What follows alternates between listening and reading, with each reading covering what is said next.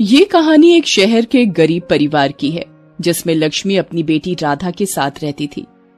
राधा एक पैर से अपाहिज है। उसके एक पैर का इलाज चल रहा था। राधा के पिता का देहांत 2 साल पहले ही हो चुका था। अब राधा के इलाज और घर की सारी जिम्मेदारी लक्ष्मी पर थी। लक्ष्मी अपना घर चलाने के लिए दूसरों के घर का काम किया करती थी, जैसे बर्तन धोना, कपड़े धोना, झाड़ू पोछा इत्यादि। ऐसे ही उन दोनों का गुजर बसर हो रहा था। एक दिन समाचार से पता चलता है कि देश में कोरोना नाम की भयानक बीमारी दोबारा तेजी से फैल रही है। लक्ष्मी रोज की तरह जब काम पर जा रही होती है तब राधा अपनी माँ से कहती है, माँ, आज जल्दी घर आ जाना क्योंकि बीमारी बहुत तेजी से फैल रही है और तुम्हारी तबीयत भी तो ठीक नहीं है। ठीक है, मैं काम खत्म करके जल्दी ही घर वापस आ जाऊंगी। जब लक्ष्मी शाम को घर वापस आती है तब उसे बहुत कमजोरी महसूस होने लगती है। वो अपनी बेटी राधा को परेशान ना करके सो जाती है। अगले दिन लक्ष्मी फिर काम पर जाने लगती है। तभी उसकी बेटी उसे रोकती है। माँ, आज काम पर मत जाओ ना, ये बीमारी बहुत तेजी से फैल रही है। तुम्हें याद नहीं है क्या कि कल तुम्हारे पैर के इलाज के लिए डॉक्टर के पास भी जाना है? अगर मैं काम पर नहीं जाऊंगी तो पैसे कहाँ से आएंगे और तुम्हारा इलाज कैसे होगा? अगले दिन लक्ष्मी अपनी बेटी को अस्पताल ले जाती है। वहां पहुंचकर पता चलता है कि आज डॉक्टर कोरोना के मरीजों का इलाज करने में व्यस्त हैं। माताजी, आज डॉक्टर साहब व्यस्त हैं, आज नहीं देखेंगे आप लोगों को। अरे नहीं नहीं भाई साहब, मुझे तो डॉक्टर साहब ने आज ही की तारीख दी है। हाँ माताजी, मुझे पता है, लेकिन डॉक्टर साहब ने ही मुझे आप सब लोगों को ऐसा बोलने के लिए कहा है, क्योंकि डॉक्टर साहब कोरोना के मरीजों को देखने में व्यस्त हैं। तो भाई साहब, मुझे कैसे पता चलेगा कि दोबारा कब आना है? देखिए, जब तक कोरोना की बीमारी चल रही है तब तक आप घर पर ही रहिए, सावधान रहिए और घर से बाहर कम निकलिए, ठीक है? और अगर जरूरी काम है तो मास्क पहनकर ही निकलें। बार बार हाथ अच्छी तरह से धोइए और सैनिटाइजर का उपयोग कीजिए। भाई साहब, हमने तो पहन रखा है मास्क। अरे हाँ माताजी, मुझे पता है, लेकिन मैं उन सब लोगों को बोल रहा हूँ जो इस बीमारी को हल्के में ले रहे हैं। उन्हें ये लगता है कि हमें तो कुछ नहीं होगा, लेकिन उन्हें ये नहीं पता कि वो अपनी और अपने परिवार की जान खतरे में डाल रहे हैं। हाँ माँ, अंकल सही बोल रहे हैं। ये बीमारी बहुत खतरनाक है। हम घर वापस चलते हैं। जैसे ही ये बीमारी खत्म होगी हम ये इलाज फिर से शुरू करवा लेंगे। लक्ष्मी और उसकी बेटी राधा वापस घर चले जाते हैं। अगले दिन लक्ष्मी को बुखार हो जाता है और वो खांसने लगती है। तबीयत ठीक न होने के कारण लक्ष्मी की बेटी चिंता करने लगती है।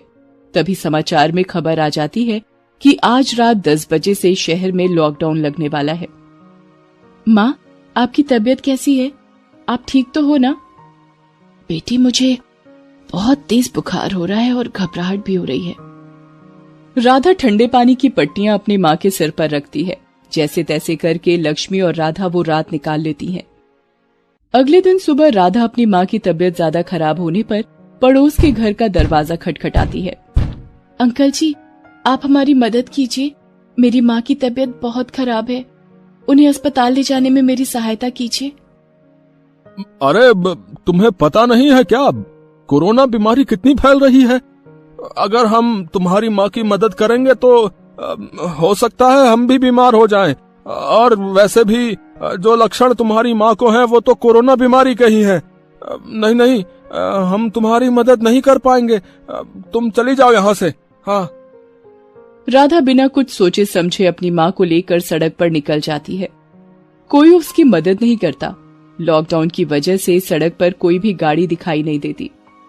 कुछ देर बाद उसे दूर से एक एम्बुलेंस आती दिखाई देती है। एम्बुलेंस वाला अपाहिज लड़की और उसकी माँ को सड़क पर अकेला देखकर अपनी एम्बुलेंस को रोकता है और उस लड़की से पूछता है, अरे, तुम अपनी माँ को लेकर इस सुनसान सड़क पर अकेले क्यों खड़ी हो? मेरी माँ की तबीयत बहुत खराब है। कोई भी मदद करने को तैयार नहीं है। क्या आप मेरी माँ को अस्पताल पहुँचाने में मेरी मदद कर सकते हो? अरे, क्यों नहीं? हम तो आप जैसे लोगों की सहायता करने के लिए ही तो काम कर रहे हैं। आओ, मैं पीछे का दरवाजा खोलता हूँ और तुम्हारी माँ को बैठाकर अस्पताल ले चलता हूँ। जल्दी करो। एम्बुलेंस वाला राधा की माँ और राधा को अपनी एम्बुलेंस में बिठाकर अस्पताल ले जाता है। परंतु जब वो उसकी माँ को भर्ती करने में उसकी मदद करता है तब उसे पता चलता है कि इस अस्पताल में तो कोई बेड ही खाली नहीं है। राधा ये सुनकर रोने लगती है। ये कैसी बीमारी है, यहाँ तो कोई बेड ही खाली नहीं है। अब मैं अपनी माँ का इलाज कैसे और कहाँ कराऊंगी? अरे बेटा देखो, तुम रोने क्यों लग जाती हो? हम तुम्हारी माँ को किसी दूसरे अस्पताल में लेकर चलते हैं, ठीक है? अगर तुम ऐसे रोते रहोगी तो तुम्हारी माँ और भी परेशान होंगी। एम्बुलेंस वाला राधा और उसकी माँ को दूसरे अस्पताल में लेकर आता है और वहाँ भर्ती करने की कोशिश करता है, जहाँ उसे पता चलता है कि यहाँ भर्ती कराने के लिए ऑक्सीजन सिलेंडर का होना अनिवार्य है। बिना ऑक्सीजन सिलेंडर के हम इनका इलाज नहीं करेंगे। आप सबसे पहले ऑक्सीजन सिलेंडर लेकर आइए। अरे डॉक्टर साहब, मेरी बेटी तो अपाहिज है, बेचारी सुबह से मुझे लेकर भटक रही है, भला वो अकेली कहाँ से सिलेंडर लाएगी? डॉक्टर साहब, आप ही कर दीजिए ना हमारी मदद। मेरे द्वारा अगर कोई इंतजाम हो पाता तो मैं आपको ऑक्सीजन सिलेंडर लाने के लिए कभी नहीं बोलता। अच्छा ठीक है डॉक्टर साहब, मैं ऑक्सीजन सिलेंडर का कहीं से इंतजाम करता हूँ, आप रुकिए। एम्बुलेंस वाला ऑक्सीजन सिलेंडर के लिए भटकता रहता है, लेकिन उसको ऑक्सीजन सिलेंडर कहीं से नहीं मिल पाता। वो बहुत परेशान हो जाता है। वहीं दूसरी तरफ राधा हाथ जोड़कर भगवान से प्रार्थना कर रही होती है। ए भगवान, ये कैसी विपदा आन पड़ी है हम पर और पूरे शहर पर। तभी एम्बुलेंस वाले को सड़क पर एक शमशान घाट के बाहर बहुत सारे मृत व्यक्तियों की लाइन दिखाई देती है। वहां एक एम्बुलेंस में एक मृत व्यक्ति के साथ ऑक्सीजन सिलेंडर भी रखा होता है। एम्बुलेंस वाला उस मृत व्यक्ति के परिवार से बात करता है।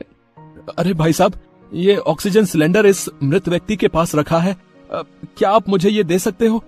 एक जरूरतमंद को बहुत आवश्यकता है। उनमें से एक परिवार वाला बोलता है। अब हमें इस ऑक्सीजन सिलेंडर की आवश्यकता नहीं है। जब हमारा परिवार का सदस्य ही नहीं रहा तो इस सिलेंडर का हम क्या करेंगे? तो क्या मैं सिलेंडर को अपने साथ ले जा सकता हूँ? मृत व्यक्ति के परिवार वाले एम्बुलेंस वाले को सिलेंडर ले जाने की अनुमति दे देते हैं। एम्बुलेंस वाला बहुत तेजी से अपनी एम्बुलेंस लेकर अस्पताल पहुंचता है और डॉक्टर को ऑक्सीजन का सिलेंडर दे देता है। उसे देखकर राधा बहुत खुश हो जाती है। डॉक्टर साहब, अब तो मेरी माँ जल्दी ही ठीक हो जाएंगी ना? हाँ राधा, अब तुम बिल्कुल चिंता मत करो, तुम्हारी माँ जल्दी ही ठीक हो जाएगी। कुछ दिनों के बाद राधा की माँ की हालत में सुधार आने लगता है, लेकिन डॉक्टर 14 दिनों तक राधा की माँ को अस्पताल में ही रखते हैं और राधा भी अस्पताल के बाहर अपनी माँ के वापस लौटने का इंतजार करती है। इस बीच राधा को एम्बुलेंस वाला अचानक से अस्पताल के बाहर दिखाई देता है। अरे अंकल, आपका बहुत बहुत धन्यवाद। आज आपकी वजह से ही मेरी माँ की जान बच पाई है। आप मेरे लिए भगवान से कम नहीं है। अरे मेरी तुलना तुम भगवान से मत करो, ये तो मेरा कर्तव्य था। हमारा तो काम ही है बीमार लोगों को अस्पताल तक पहुंचाना, बाकी सब कुछ तो भगवान के हाथ में है। अब राधा की माँ लक्ष्मी की अस्पताल से छुट्टी हो जाती है और वो स्वस्थ होकर अपनी बेटी राधा के साथ घर चली जाती हैं। हमें इस महामारी में एक दूसरे का साथ देना चाहिए और किसी की कमजोरी को देखकर उसको भगा देने के बजाय उसकी मदद करनी चाहिए और ऑक्सीजन सिलेंडर की जरूरत खत्म हो जाने पर उसे किसी जरूरतमंद व्यक्ति को दे देना चाहिए। इससे आप दूसरे व्यक्ति की जान बचा पाएंगे। घर में रहिए और सुरक्षित रहिए। हमारे देश में बहुत से लोग ऐसे जी रहे हैं जिनके पास खुद का घर भी नहीं है, जो किराए के घरों में रह रहे हैं, जिनको 2 वक्त की रोटी कमाने के साथ साथ किराए देने की भी चिंता रहती है। यूं तो हमारा देश डिजिटल इंडिया बन गया है, लेकिन हमारे देश के गरीबों के लिए एक वक्त का खाना जुटाना भी मुश्किल हो गया है। इस लॉकडाउन ने उन लोगों को मानसिक और आर्थिक रूप से बुरी तरह से झकझोर कर रख दिया है। लोगों का काम लगभग खत्म ही हो चुका है। ये कहानी एक गरीब मजदूर की है जिसका नाम नरेंद्र है। वो अपने परिवार को लेकर गांव से शहर आ जाता है और किराए के मकान पर रहने लगता है। वो एक चाय की दुकान पर काम करके अपना घर चलाता है। चाय के काम को शाम तक खत्म करके सब्जी की रेहड़ी लगाया करता था।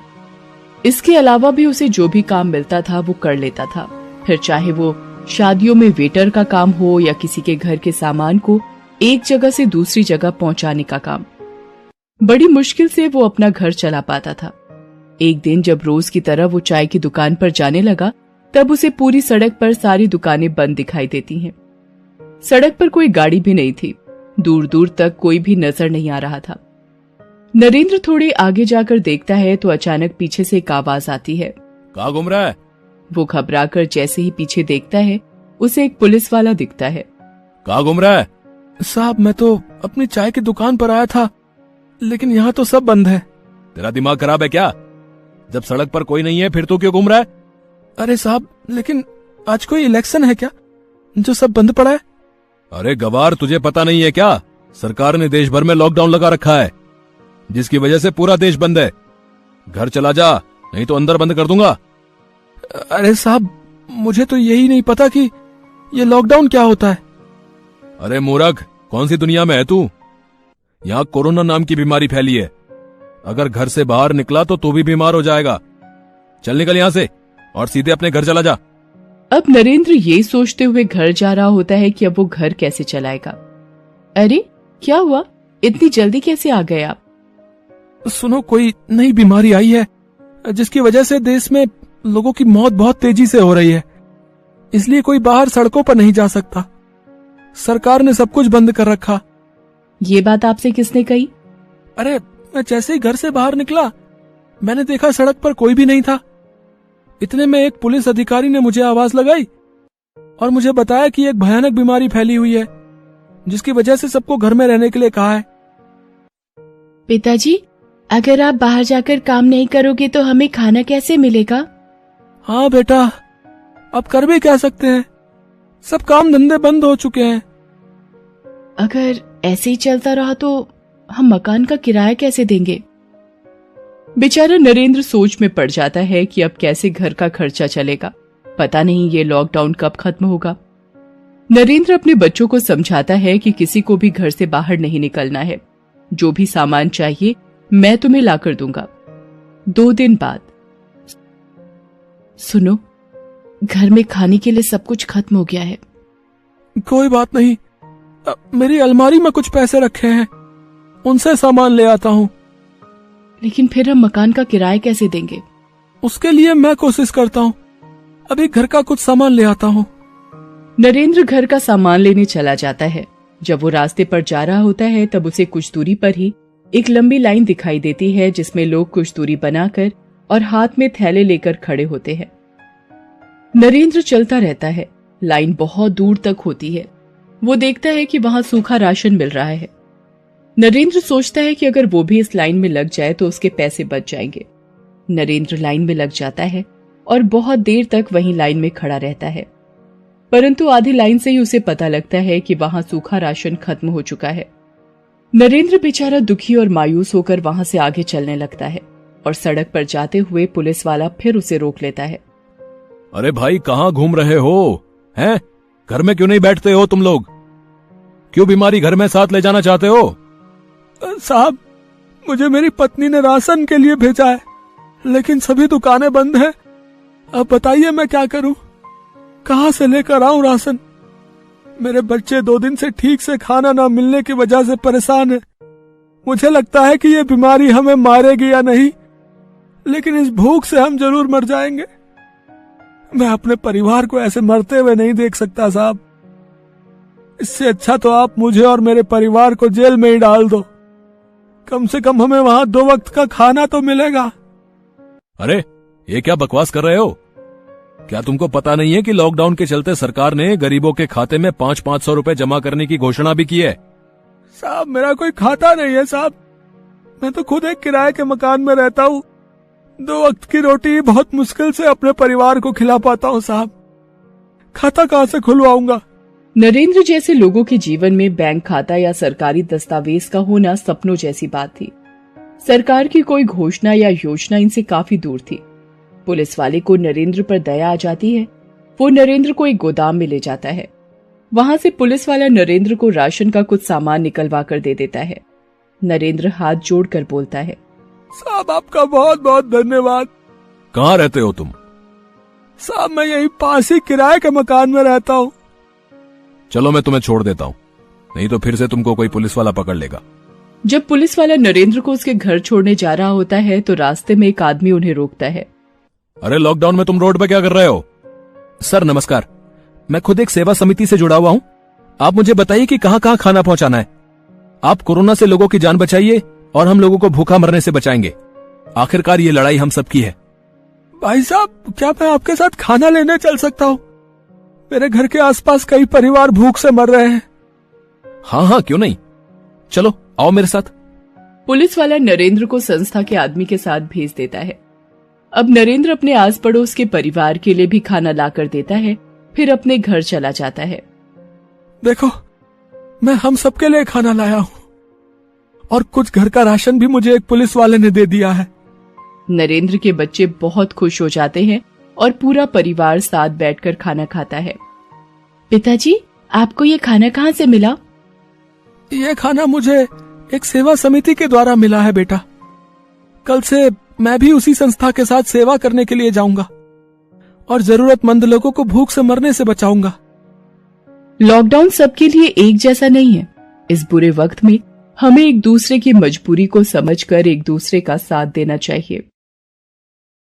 सोनू सूद, गरीबों का मसीहा।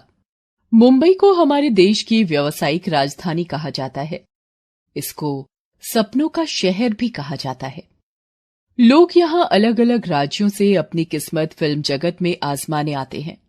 कुछ सफल होते हैं, कुछ अपनी किस्मत आजमा कर नाकाम होने पर वहां से वापस चले जाते हैं। उनमें एक वर्ग श्रमिक मजदूरों का भी है, जो अपना घर बार छोड़कर यहाँ मजदूरी करने आते हैं और काम करते करते यहीं के होकर रह जाते हैं। मुंबई शहर में इस मजदूर वर्ग का गुजर बसर बहुत बढ़िया से चल रहा था। उसी में एक परिवार राम स्वरूप का भी था, जो सोनू सूद जी की मदद से कोरोना काल में अपने गांव बलिया वापस पहुंचा था। अगले दिन राम स्वरूप के गांव के लोग उसे देखकर हैरान हो जाते हैं कि भला राम स्वरूप कैसे आ गया है, शहर में तो लॉकडाउन लगा हुआ है। अरे भाई राम स्वरूप, अरे भैया तुम कब आए? राम राम भाइयों, मैं कल रात ही अपने परिवार के साथ सोनू सूद जी की मदद से गांव पहुंचा हूं भाई साहब। अरे वो फिल्म स्टार सोनू सूद, अरे वो दबंग फिल्म वाला सोनू सूद का? हाँ भाई वो दबंग फिल्म वाले सोनू सूद। क्या आप सभी को नहीं पता, वो एक बहुत बड़े समाज सेवक भी बन गए हैं भाई, जो हम जैसे गरीबों के लिए मसीहा बनकर इस महामारी में मदद करने आगे आए हैं। उन्होंने सैकड़ों परिवारों को उनके गांव पहुंचाने में मदद की है भाई साहब। कहते हुए अपनी आप बीती गांव वालों को सुनाने लगता है। राम स्वरूप गांव वालों से बताता है कि आप लोगों को तो पता ही है कि मैं कितने सालों से अपने परिवार के साथ मुंबई में ही रह रहा था। हमारा गुजारा बहुत बढ़िया से चल रहा था कि अचानक एक दिन मैंने टेलीविजन पर खबर देखी तो मुझे पता चला कि कोरोना महामारी के चलते देश में अस्थायी रूप से लॉकडाउन लग गया था। ये सुनकर मैं और मेरी पत्नी हम दोनों बेहद परेशान हो गए थे कि ये क्या है। राम स्वरूप की पत्नी उससे पूछती है, जी सुनिए, ये लॉकडाउन का क्या मतलब होता है? कभी पहले ऐसा नाम नहीं सुना। मुझे भी नहीं पता कि लॉकडाउन कहते किसको है। काम पर जाकर इसके बारे में किसी से पूछता हूँ। राम स्वरूप घर से बाहर निकलकर काम की ओर सड़क पर निकल जाता है। काफी दूर चलने के बाद उसे महसूस होता है कि बाहर सड़क तो बिल्कुल खाली है, वहीं नजदीक एक किराना की दुकान खुली होती है। लाला जी आज क्या हुआ है, ये पूरा शहर खाली है, दूर दूर तक कोई नहीं दिख रहा है। अरे तुम्हें पता नहीं है कि सरकार ने कोरोना महामारी के चलते पूरे देश में अस्थायी बंद का ऐलान किया है, जिसे लॉकडाउन कहते हैं। केवल किराना, दवाई और दूध की दुकानें ही खुलेंगी, समझा क्या तुम? ये सुनकर राम स्वरूप बहुत परेशान हो जाता है और अपने घर को वापस लौट जाता है। घर पहुंचकर वो सारी बात अपनी पत्नी उर्मिला को बताता है। जी ये तो बहुत बड़ी चिंता की बात है। घर में इतना राशन भी नहीं है कि हम एक सप्ताह से ज्यादा खा सकें। कुछ समय बाद राम स्वरूप अपनी पत्नी उर्मिला से कहता है, अब तो सारा धन भी खत्म हो गया है तथा स्थिति में भी कोई बदलाव नहीं आ रहा है। अगर ऐसे ही कुछ दिन और चला तो हमें गांव के लिए ही पलायन करना होगा। जी मैंने टेलीविजन में देखा है सभी परिवहन सेवाएं बंद कर दी गई हैं, जिसके कारण लोग अपने गांव के लिए पैदल ही चले जा रहे हैं। हमारा तो गांव भी 1400 किलोमीटर दूर है। हम अपने गांव कैसे जाएंगे? अब रामस्वरूप और उर्मिला दोनों परेशान हो चुके थे और दोनों रोने लगे। ये देख उनके बच्चे उनसे पूछते हैं, माँ, पिताजी क्या हुआ? आप लोग इतना क्यों रो रहे हैं? क्या बात है? एक तरफ सोनू सूद टीवी पर खबर देख रहे होते हैं कि मजदूर लोग बहुत परेशान हैं। उनके काम धंधे बंद हो चुके हैं और वो अपने गांव जाने के लिए एक जगह से दूसरी जगह भटक रहे हैं। शहर में सभी परिवहन सेवाएं भी बंद हैं। तब वो मजदूरों की मदद करने के लिए सोचते हैं। फिर वो अगले दिन से ही लोगों की मदद करने के लिए आगे आए और वो लोगों के घर घर जाकर खाने और जरूरत का सामान देने लगे। और जो मजदूर अपने घर जाना चाहते थे, उन्हें उनके घर पहुंचाने की व्यवस्था की। दूसरी तरफ रामस्वरूप के फोन की घंटी बजती है। उसका एक दोस्त उसे बताता है कि फिल्म एक्टर सोनू सूद, जो कि फिल्म इंडस्ट्री का जाना माना नाम है, प्रवासी मजदूरों को घर पहुंचाने में मदद कर रहे हैं। ये सुन रामस्वरूप अपने दोस्त से सोनू सूद का फोन नंबर मांगता है और रामस्वरूप सोनू सूद को फोन करता है। जी नमस्कार सर। सर, मेरी बात फिल्म एक्टर सोनू सूद जी से हो रही है क्या? कहते हुए रामस्वरूप जोर जोर से रोने लगता है। साहब, मेरा नाम रामस्वरूप है। मैं गरीब श्रमिक हूँ सर। सर, यहाँ प्लम्बर का काम करके अपने परिवार का पेट भरता था। इस कोरोना महामारी के चलते बेरोजगार हो गया हूँ सर। अब तो मेरे बच्चे भी कई दिनों से भूखे हैं। खाने को घर में कुछ भी नहीं है सर। रामस्वरूप, आप रोइए नहीं। मुझे अपना घर का पता बताइए। मैं अभी आपके और आपके परिवार के लिए खाना भिजवाता हूँ। चिंता मत कीजिए, मैं जल्दी ही आपके परिवार को गांव भिजवाने की व्यवस्था करता हूँ, ठीक है? तब तक आप अपने गांव के अन्य लोगों को भी मुझसे संपर्क करने के लिए कहें। रामस्वरूप अपने गांव के सभी श्रमिक मजदूरों को सोनू सूद जी के बारे में बताते हुए कहता है कि इस कोरोना बीमारी में सोनू सूद जी हमारे लिए मसीहा बनकर आए हैं और गांव जाने के लिए सभी को उनसे संपर्क करने के लिए कहता है। फिर अगले दिन रामस्वरूप सोनू सूद को अपने दोस्त अनवर के लिए मदद मांगने के लिए फोन करता है, जो कि बहरीन में रहता है। Hello sir. सर, मैं रामस्वरूप बोल रहा हूँ। हाँ रामस्वरूप, धन्यवाद। तुमने अपने सभी श्रमिक साथियों को फोन करके उन्हें मदद के लिए बताया। उनमें से कई परिवारों का मेरे पास फोन आया है तथा मैंने उन्हें खाने के लिए राशन भी भिजवा दिया है। अब आप सभी परिवारों को जल्द ही अपने अपने गांव पहुंचाने की मैं व्यवस्था कर रहा हूं, ठीक है? सोनू सूद साहब, मेरा एक मित्र अनवर बहरीन में लेबर का काम करता है सर। सर, कल मुझे उसका फोन आया। बहुत परेशान था सर। सर, लॉकडाउन की वजह से उसकी सारी जमा पूंजी खत्म हो गई है और घर वापस आने का किराया भी नहीं बचा है सर उसके पास।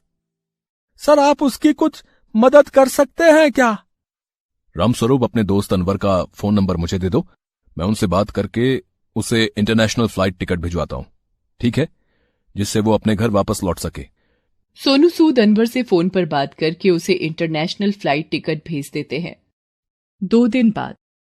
सोनू सूद सर, मेरा घर का किराया है, महीना खत्म होने को आ रहा और मकान मालिक किराए के लिए परेशान करने लगा है सर। रामस्वरूप, आप एक काम करो, जब तक तुम्हारे गांव जाने का इंतजाम नहीं हो जाता, अपने परिवार को साथ लेकर मेरे गेस्ट हाउस में रहने आ जाओ।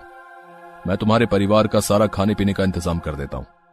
सोनू सूद की बात सुनकर रामस्वरूप की आंखों में आंसू आ जाते हैं और वो सोनू सूद से कहता है, साहब, आप हम मजदूरों के लिए इस कोरोना महामारी में भगवान बनकर आए हैं। कहते हुए वहां से अपने घर की ओर चला जाता है। उर्मिला, हम आज से सोनू सूद जी के गेस्ट हाउस में जाकर रहेंगे। उन्होंने हमारे रहने का इंतजाम कर दिया है। धन्य है सोनू सूद जी, जो इस कोरोना महामारी में हम गरीबों के लिए फरिश्ता बनकर आए हैं। रामस्वरूप अपने परिवार को लेकर सोनू सूद के गेस्ट हाउस में रहने चला जाता है। वहां पहुंचते ही वो सोनू सूद से मिलते हैं और उनके रहने की व्यवस्था करते हैं।